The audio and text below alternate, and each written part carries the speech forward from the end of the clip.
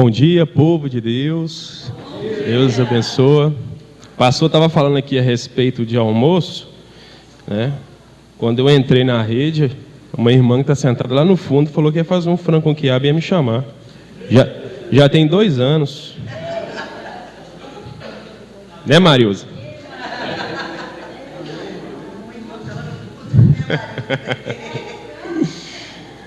Ai, meu Deus. Amém. Essa irmã é uma bênção para nós aqui. Irmãos, chegou a hora da palavra do Senhor, chegou a hora da gente iniciarmos um estudo, né, de uma parábola. Essa parábola ela é bem interessante, né, como todas que já foram ministradas aqui. A parábola do grande banquete ou a grande ceia, né? E ela é bem interessante porque realmente Jesus está num ambiente bem assim hostil para ele. Mesmo no ambiente hostil, Jesus nunca deixa de falar a verdade, né? Nunca deixa de dar os seus ensinamentos, e ele aproveita todas as deixas, né, que são dadas a ele para dar um ensinamento para todos, né?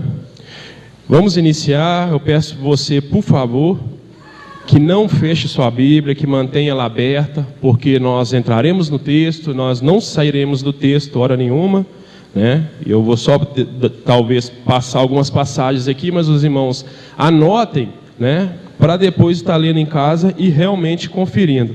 Mas deixe sua Bíblia aberta, acompanhe o desenvolvimento, que o intuito da rede, o intuito da nossa igreja é que você realmente aprenda, que você realmente seja um conhecedor da palavra de Deus, para que possa posteriormente colocar em prática na sua vida, né?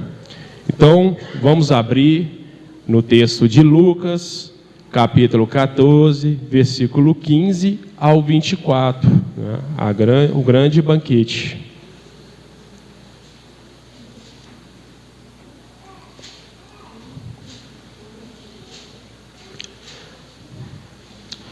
Lucas 14, versículo 15 ao 24. Que a gente possa fazer uma leitura do texto e continuar no texto e aplicar em nossas vidas. Amém? Vou estar fazendo a leitura. Lembrando que nós gostamos sempre de usar, né, a versão NAA. Então, se tiver um pouco diferente, como diz o pastor, é a mesma coisa, muda algumas vezes a palavra, colocações de palavras, somente isso. O sentido daquilo que Jesus falou, disse, quis passar, está preservado. Amém? Que diz assim: ao ouvir tais palavras, um dos que estavam à mesa com Jesus lhe disse: bem-aventurado aquele que participar do banquete no reino de Deus. Jesus, porém, respondeu: certo homem deu uma grande ceia e convidou muitos. À hora da ceia, enviou o seu servo para avisar aos convidados: venham, porque tudo já está preparado. Mas todos eles, um por um, começou a apresentar desculpas. O primeiro disse: comprei um campo, preciso ir vê-lo, peço que me desculpe. O outro disse: comprei 5 juntas de bois e vou experimentá-las, peço que me desculpe. E o outro disse: casei-me e por isso não posso ir. O servo voltou e contou tudo ao seu senhor.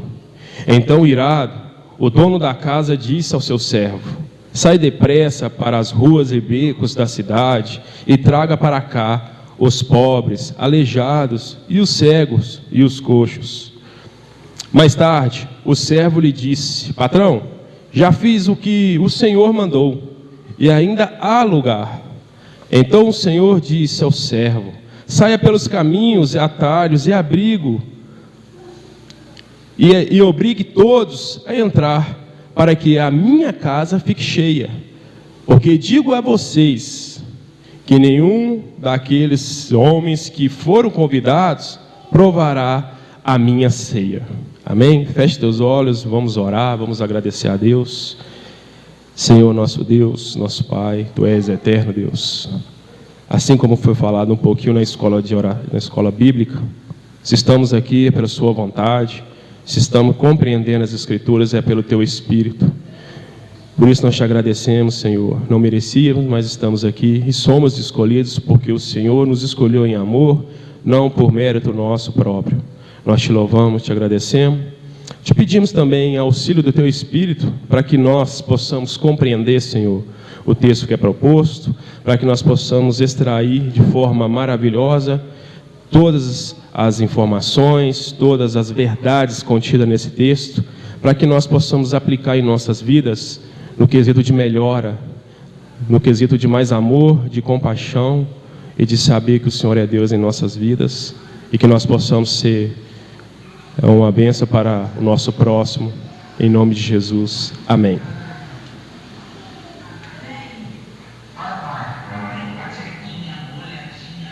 Deus me livre. Irmãos, vamos, para a gente poder compreender um pouco mais essa parábola, vamos entrar um pouco mais no contexto, rapidamente, né, porque a hora já está meio avançada, mas é necessário que a gente entre nesse contexto, tanto social, tanto da época, da cultura, o que estava acontecendo, né? É aquelas perguntas que o pastor coloca lá, quando ele vai dar uma prévia do que vai ser ministrado, né? E isso são pré-requisitos, né, de uma boa exegese de algum texto, quando a gente faz essas perguntas para o texto, ou de uma boa interpretação de qualquer outro texto, né? De motivo de introdução, hoje nós vamos estudar sobre a parábola do grande banquete, né, que representa o convite de Deus para cada um de nós. Amém? Só que todas as pessoas, né, que estudam a Bíblia, a gente sabe que a gente às vezes nunca deve estar lendo só uma parte isolada do texto, né, só ali aonde fala sobre a ceia. Mas leia bastante quando você for ler em casa sobre a ceia hoje.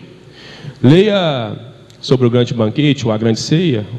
Leia na sua casa, mas pega o capítulo 14 todo, leia ele, que você vai entrar no texto, vai compreender melhor, vai ter mais noção do que estava acontecendo, por que Jesus estava dizendo essas coisas, né? Então vamos lá, quando nós lemos o capítulo 14, vemos que era um sábado, né? Jesus estava em um jantar na casa de um dos principais, né, dos fariseus. A gente sabe o que é ser fariseu naquela época, era dos homens que cuidavam da lei, da interpretação da lei, e ele era um dos principais, e Jesus estava na casa dele. Veja que interessante, né? Meio que paradoxo, Jesus está na casa de uma pessoa que é inimigo velado dele, mas ele recebe esse convite e vai até esse local, né? Esse convite para a refeição foi no intuito de observar Jesus de perto. Esses homens tinham essa prática.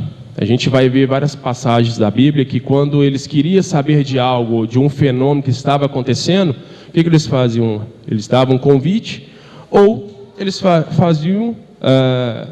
mandavam o soldado do templo ir buscar essa pessoa para interrogar. Mas com Jesus, por enquanto, eles não viam nada contra ele, eles fizeram esse convite a Cristo, né?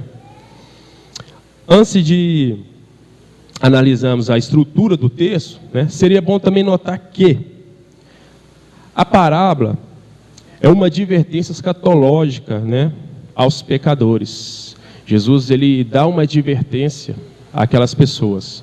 É uma parábola de advertência, mas meio que escatológica, dos tempos que ainda estariam por vir quando é tratado sobre o reino de Deus. O reino de Deus, naquela época, até hoje, ele está adentrando na terra, ele começou a adentrar na terra, mas completamente ainda ele não veio, porque quando ele vier, será tudo perfeito. Amém? A parábola mostra dois atributos também de Deus. Quais são esses dois atributos? A justiça de Deus, né? Quando as pessoas negam o convite, a justiça vem sobre essas pessoas. No último versículo 24, eles não entrarão na minha ceia, né? E o amor, um outro atributo do Senhor. é quando ele estende esse convite a outras pessoas que eram indignas da sociedade, né? Os coxos, os mancos, os que tinham algum tipo de enfermidade. Ponto 3. Jesus utilizava a parábola para evidenciar grandes ensinamentos aos ouvintes, né? A gente vê isso demais. Toda vez que Jesus ele queria passar algum ensinamento ou algumas verdades, ele entrava nas parábolas e contava isso para as pessoas.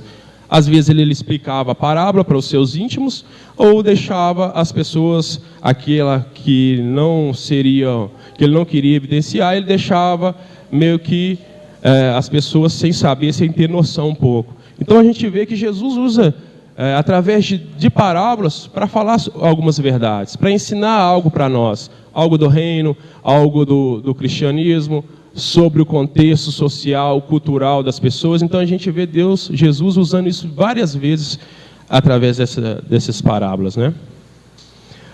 Para a gente poder entender um pouquinho melhor sobre os aspectos da parábola, irmãos, vamos entender alguns elementos dessa parábola. Essa parábola tem alguns elementos, né? O banquete, ele simboliza o reino de Deus. O banquete, o convite, o local, simboliza o reino de Deus. O Senhor da parábola simboliza a Deus, e o seu servo representa Jesus Cristo.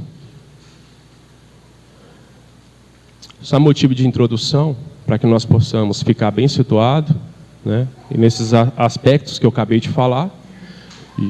Primeiro, o banquete, para que nós possamos tirar algo de ensinamento para a nossa vida. O banquete, ele simbolizava o reino de Deus. Quando a gente para olhar, analisar o texto, a gente vai ver que realmente Jesus está contando uma parábola, né? Mas a parábola sempre era algo meio que figurado para ensinar algo literário na nossa vida. Então a gente vê Jesus falando sobre essas pessoas, falando sobre esse homem, né? E a gente consegue entender e visualizar que Jesus fala um pouco do reino de Deus, fala sobre o grande Senhor, que manda convidar, que é Deus, e fala também sobre o servo que convida, é Jesus Cristo que simboliza. Então a gente pode pegar aí esses elementos e entender e fixar dentro da parábola. Amém? Agora, irmãos, vamos de maneira mais interessante, mais organizada. Eu peço a vocês que continuem com a Bíblia aberta, façam suas anotações, para que nós possamos também agora entrar um pouco no texto, né? O que interessa para nós realmente é o texto, é aprender o texto, é tirar lições desse texto. Então vamos entrar no texto, né? Vamos desenvolver ele agora, né? E tirar lições desse texto. Eu falo para os irmãos que, primeiramente, a gente entra no texto, eu vou falar um pouco sobre o texto, a gente vai tirar lições daquela época, o porquê Jesus estava falando para essas pessoas, qual que era o motivo, o que ele queria que essas pessoas aprendessem, né? E depois, posteriormente, nós vamos tirar lições para as nossas vidas no dia de hoje, né? Então, vamos lá. No versículo 1, né? No versículo 15, a gente consegue ver um aspecto de desenvolvimento do texto que há um convite, né? Que há um convite de Jesus, né? Sobre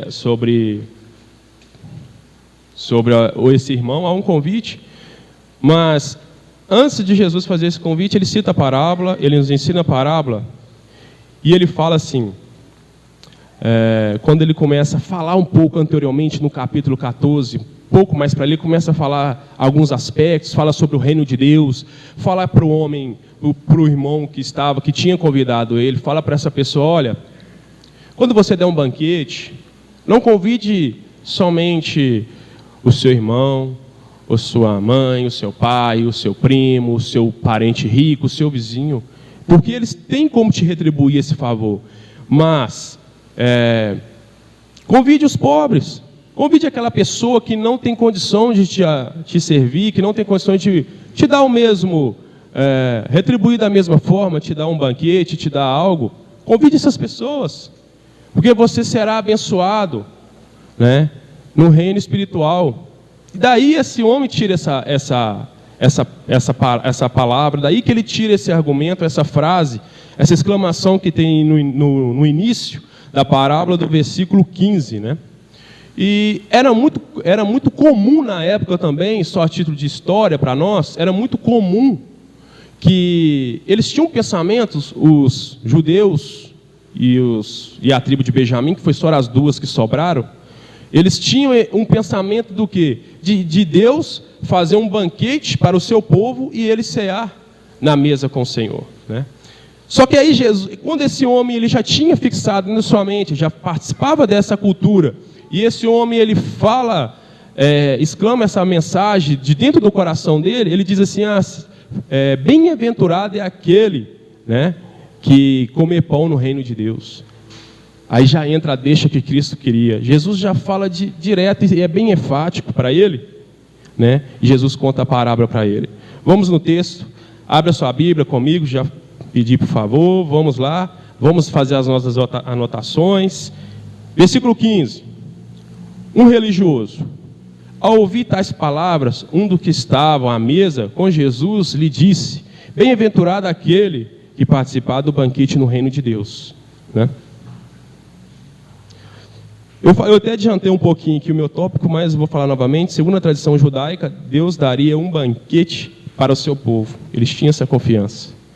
Só que Jesus, quando ele fala isso, é um religioso que está introduzido, é um homem que acha porque, às vezes, ele estava ali introduzido no meio, no ambiente, porque ele vestia vestes finas e diferentes, né, do resto do povo, porque ele fazia parte ali dos fariseus. Ele cita isso, achando que só por essa liturgia, só por seguir esse tipo de situação, esse tipo de liturgia na sua vida, ele achava que já poderia ou estaria presente no reino de Deus para comer pão com o Senhor.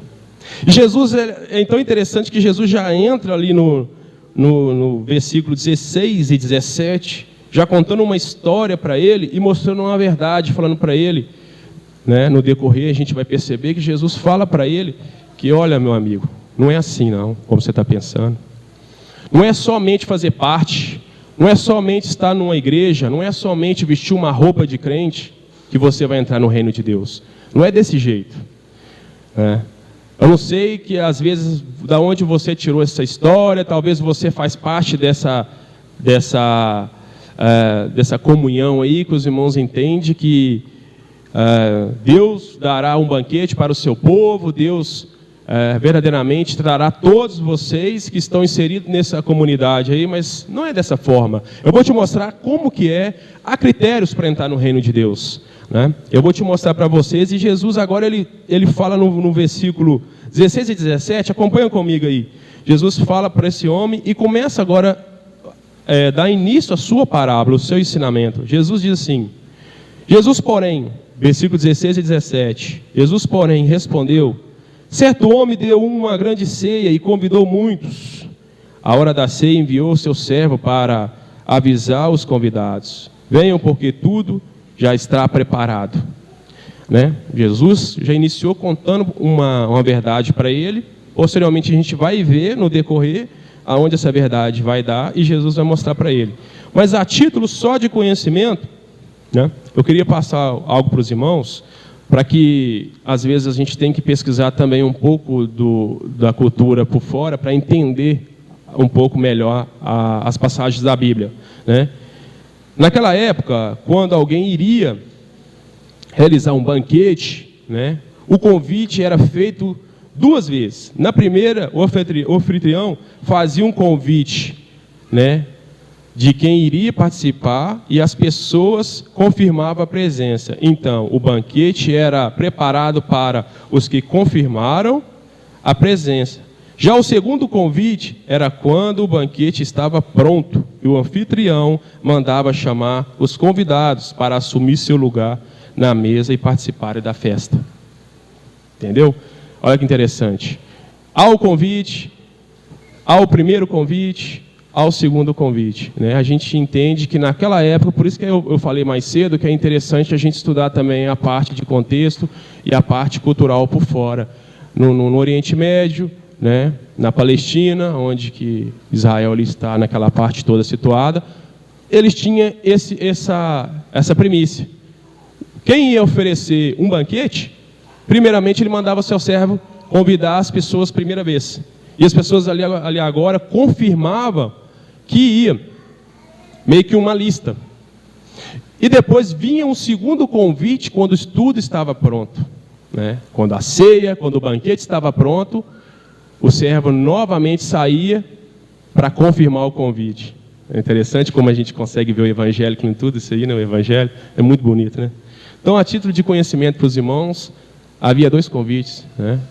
Não era do nada. As pessoas confirmavam que ia, né? E depois, quando o segundo convite era feito, as pessoas inventavam desculpas, né? Mas, a título de curiosidade, acontecia isso aí, né? Agora vamos para o versículo 18, 19 e 20, né?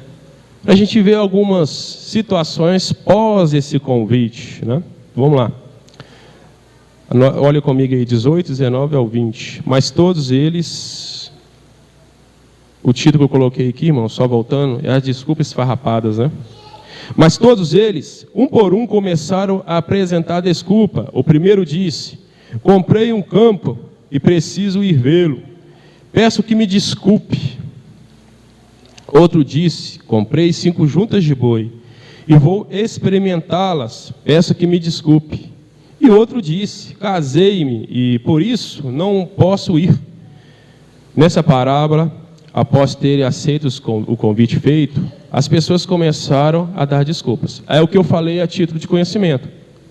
Não é o primeiro, são 2 convites. Teve o primeiro, para a lista. Imagina se a gente saísse por aí fazendo um primeiro convite, anotando todo mundo que queria ir, na nossa festa, no nosso banquete.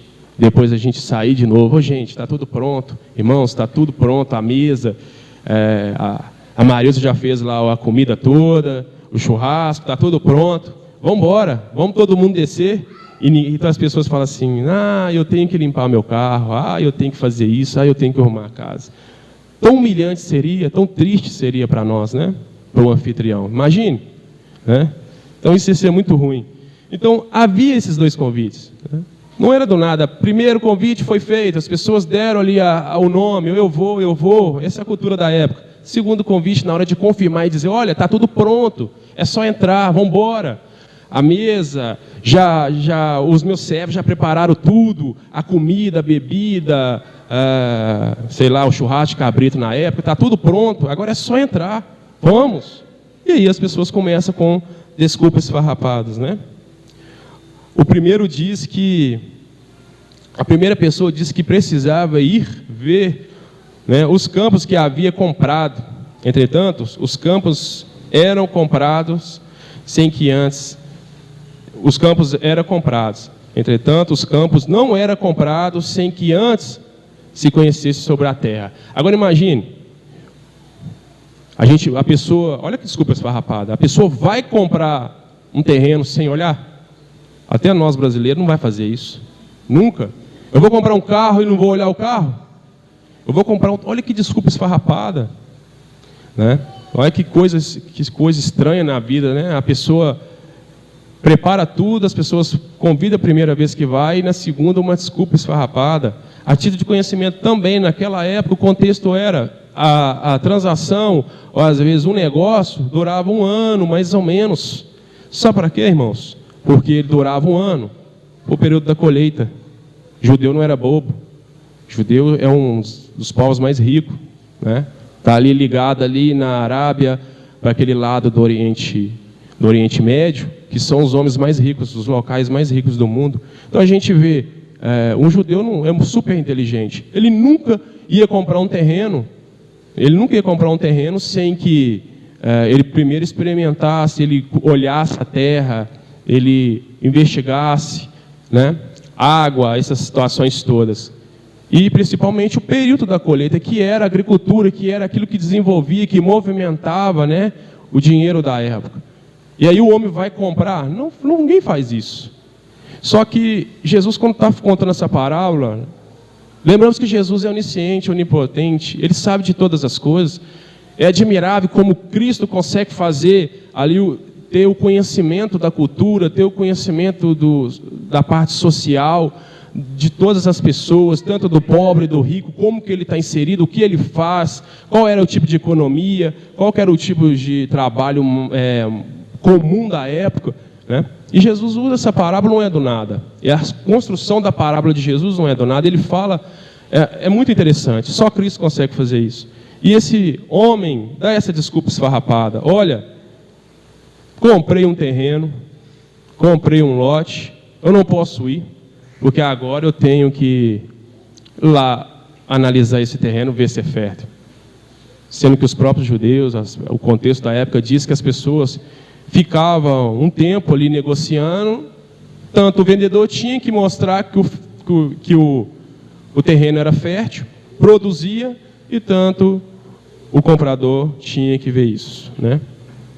E o segundo falou, olha, eu comprei umas juntas de bois, 5 juntas de bois, eu tenho que agora ver se essas juntas de bois, né, se elas servem, se eu posso utilizá-las, né, tenho que investigar, olhar, a mesma desculpa, se eles andam os dois juntos, os dois primeiros conseguem andar junto. Irmãos, quem vai fazer isso? Quem vai comprar algo para si mesmo? Naquela época os homens iam comprar uma junta de boi, que ia trabalhar diretamente para eles, né, era o trator da época, ia trabalhar diretamente nos seus campos, e saber se esse boi, se essa junta, os bois conseguiam andar juntos, de forma organizadamente. E esses homens dão essa desculpa esfarrapada. E o terceiro diz, né, casei-me.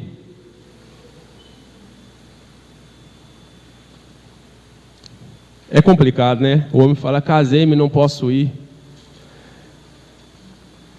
Como que uma pessoa vai preparar um casamento assim tão rápido?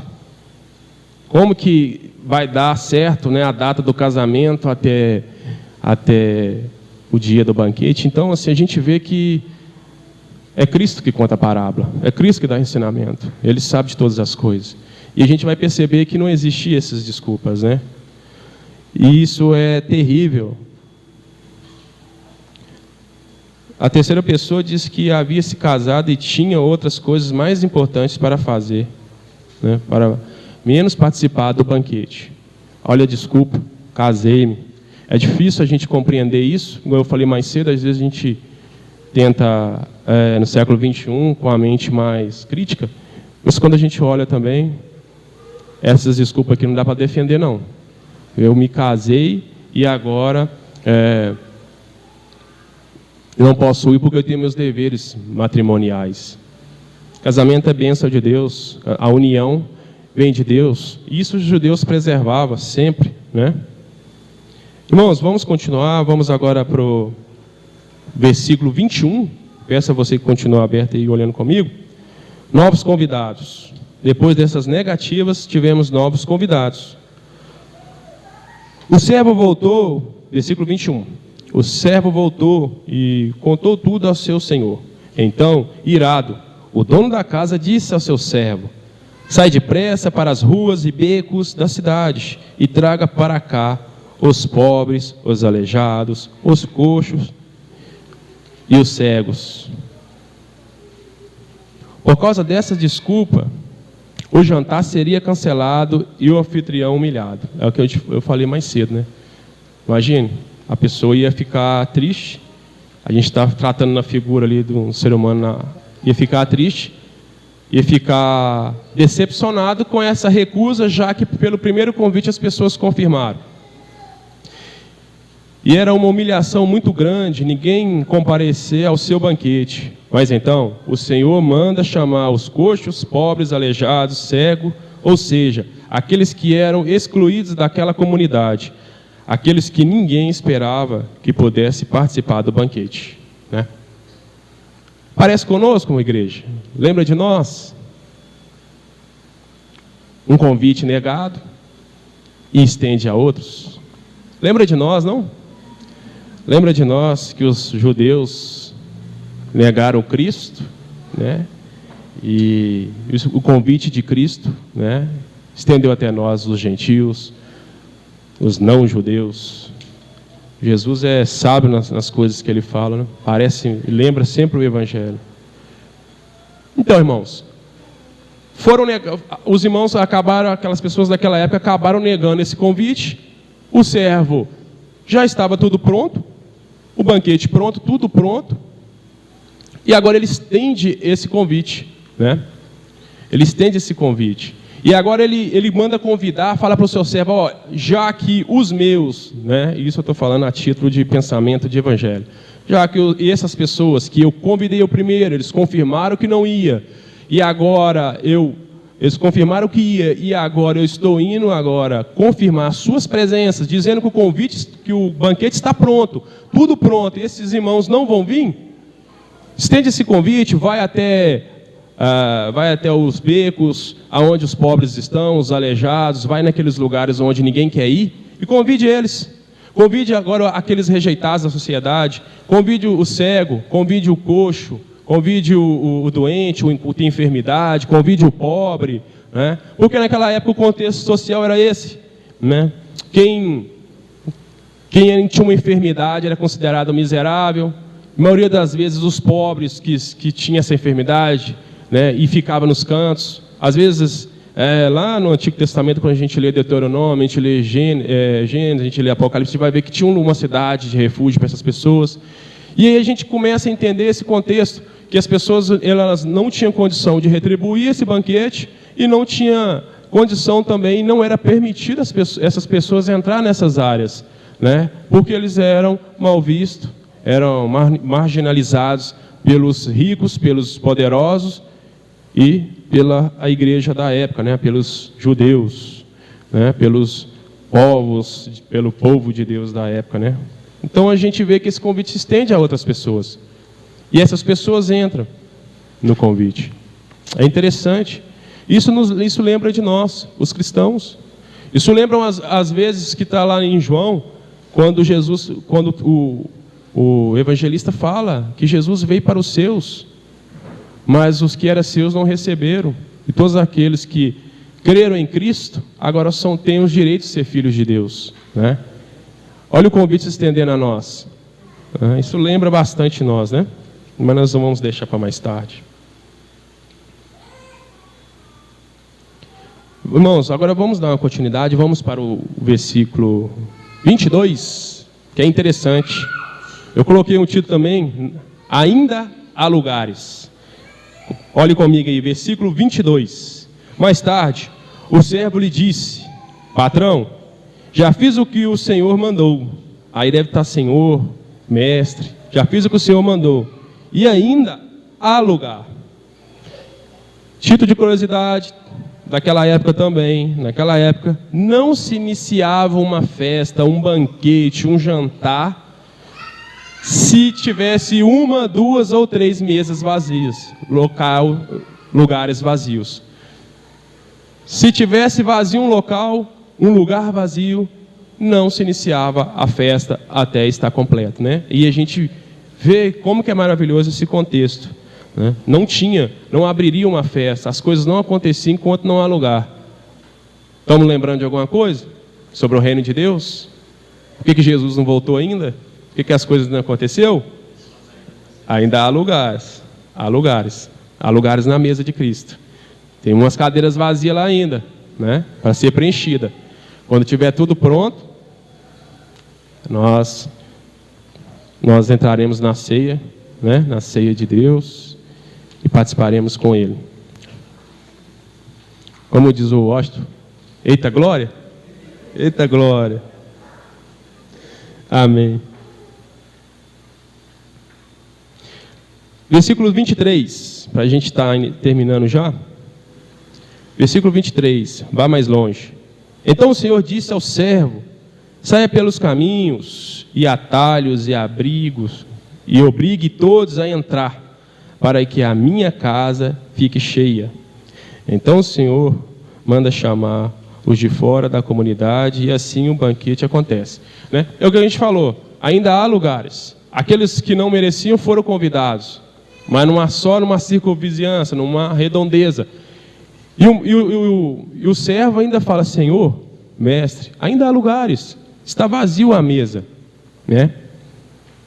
Ele vai, estende mais o convite, fala: olha, vai mais longe, vai a lugares que ainda ninguém foi, que você ainda não foi, estende o convite mais longe, né? Vai lá para o Palmeiras, vai lá para cima, pregue lá para cima, continua trazendo pessoas para a minha ceia. E aí a gente vê aquela situação acontecendo, né? Enquanto os lugares não for preenchidos, o banquete, a ceia não acontece. Amém? Vamos finalizar, deixar de fora do banquete, versículo 24. Acompanhem comigo. Porque digo a vocês que nenhum daqueles homens que foram convidados provará a minha ceia, né? Olha para você, olha aí. Um daqueles que receberam o primeiro convite e ter negado, né, vai provar a ceia do Senhor. Coração duro, que não enxergava quem estava à sua frente. E essas pessoas não são dignas mais de entrar na ceia do Senhor. É isso que está o perigo aí nas nossas vidas. Às vezes a gente está aí no contexto, mas o coração está duro ainda. E vai ser triste a gente ouvir quando tudo estiver pronto, quando o banquete estiver pronto, quando todos os santos for chamado, Jesus falar, o mestre falar: esses aí não vão entrar no meu banquete, esses não vão participar comigo. Que a gente venha pensar um pouco sobre isso. Nós estamos sendo igual ao homem que iniciou falando o versículo 15, né? Bem-aventurado aquele que comia pão na mesa do Senhor, porque ele fazia parte de um contexto, porque ele estava ali inserido.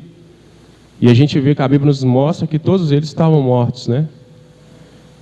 Então a gente tem que pensar nisso, que ninguém quer chegar no último minuto e ouvir: não entrará na minha ceia, não entrará, não vai fazer parte do meu banquete. E ali não é eu falando, não é o pastor, não é ninguém, ali é Jesus falando.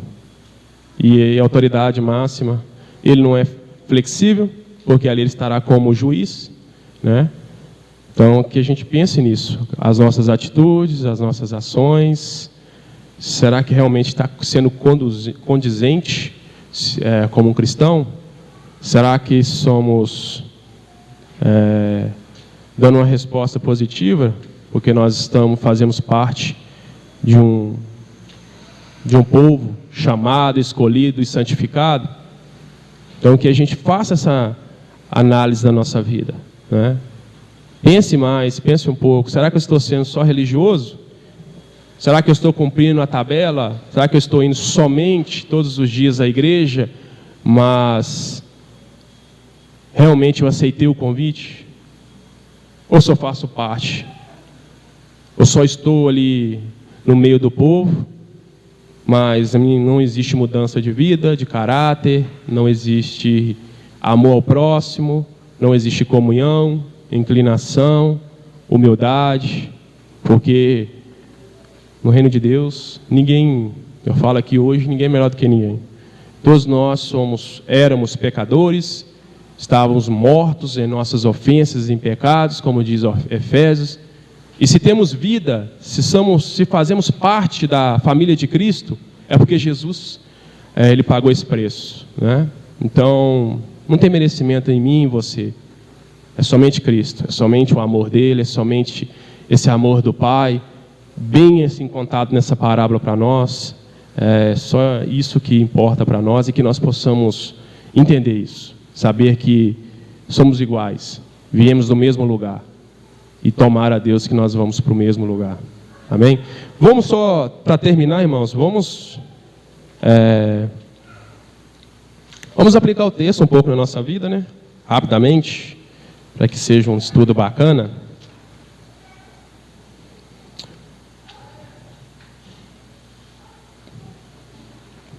Versículo 15, né, fala sobre o homem, o religioso, que se alegrou com o desenvolvimento da conversa. Quando você for ler o 14 todo, você vai conseguir compreender qual conversa que era, qual contexto que era. Jesus estava no jantar. Então a gente vai aplicar um pouquinho na nossa vida. No versículo 15, né, que sejamos arrependidos e não religiosos. É o que eu falei, né? Não vamos ser religiosos, mas vamos ser arrependidos, humildes. Vamos melhorar as nossas respostas à sociedade. Vamos ser crentes fiéis, vamos ser homens e mulheres realmente dignas de receber esse convite através de melhoras de caráter, porque Deus chamou um povo pecador, falho, né, errante, mas chamou ele e modificou e deu o seu Espírito para que nós possamos ser irrepreensíveis e de boas obras. Fazemos boas obras porque somos salvos, né? Que possamos ser humildes para reconhecer que não fazemos parte da primeira lista, né? Não éramos dignos de fazer parte nem da mesa de Cristo, mas Deus, que planejou isso antes da fundação do mundo e planejou em amor, Ele nos fez dignos. Não por mérito meu, por mérito seu, mas em amor Ele fez isso. Romanos 3, 22, 25. E a justiça de Deus, mediante a fé em Jesus Cristo, para que todos e sobre todos os que creem, porque não há distinção, pois todos pecaram e carecem da glória de Deus, sendo justificados gratuitamente por sua graça, mediante a redenção que há em Cristo Jesus, a quem Deus apresentou como propiciação no seu sangue, mediante a fé. Amém? Isso é só para nós sabermos e termos noções, né? Quem somos, que a humildade deve reinar sobre nós. Efésios 2, 4 e 6. Mas Deus, que é riquíssimo em misericórdia, pelo seu muito amor, o que nos amou, estando nós ainda mortos em nossas ofensas, olha aí, gente, nos vivificou juntamente com Cristo, pela graça sois salvos, e nos ressuscitou juntamente com Ele, e nos fez assentar nos lugares celestiais, em Cristo. Amém. E eu queria, só a título para nós terminarmos rápido, 2 pontos. Que nós não possamos, que nós não venhamos negar o convite, que não demos desculpas esfarrapadas quando o Evangelho exigir mais de nós, quando o reino de Deus exigir mais de nós. Que não venhamos dar desculpas esfarrapadas, que nós venhamos estar aptos, né, morosos, prontos para receber e para doar mais de nós. Eu estou falando isso para irmãos que já são crentes, que estão aí, né? Mas vai chegar uma hora que o Evangelho vai exigir mais, vai te tirar do local comum, do lugar de sossego. Então, não faça como esses homens. Não dê desculpa esfarrapada, tem que fazer isso, tem que fazer aquilo, né? Primeiro a gente vai dar prioridade para o reino de Deus, porque fazemos parte desse povo, desse reino. E o ponto B, né? Outros serão convidados e você não será aceito na ceia do Senhor por ter negado o convite. Está ele no versículo 21 e 24. Tem esse perigo. Tem esse perigo. Tem o primeiro convite. As pessoas falaram que ia, mas tem um segundo para confirmar. Está tudo pronto? Será que as suas atitudes vão demonstrar que você realmente aceitou o primeiro convite? Será que as suas atitudes hoje vão te tornar apto? Será que eu posso entrar na mesa, estar na ceia? Será que eu posso fazer parte desse povo? Né? Você se analise, por favor. E para terminar, eu queria terminar com o texto de João, capítulo 1, versículo 11 e 13. Diz assim, para que nós possamos refletir e entender o amor de Cristo. Veio para o que era seu, e os seus não o receberam, mas a todos quantos o receberam, deu-lhes o poder de serem feitos filhos de Deus, a saber, os que creram no seu nome, os quais não nasceram do sangue, nem da vontade da carne, nem da vontade do homem, mas de Deus. Amém? Somos filhos, se somos filhos por causa de Deus. Se há comunhão, a comunhão plena entre nós, a nossa comunhão é Cristo. Se somos salvos, fazemos parte do corpo de Cristo, é por Cristo, é por Deus. Que a ceia, essa grande ceia mostrou para nós que nem sempre está num contexto religioso, nem sempre está envolvido a um local religioso, quer dizer que nós somos dignos de estar na mesa, né? Que nós podemos pensar a título de aplicação de texto mesmo, que a gente possamos pensar e melhorar cada dia mais. Amém? Amém. Vamos orar, vamos agradecer a Deus mais um momento, né? Eu vou pedir o Washington que tranque a porta.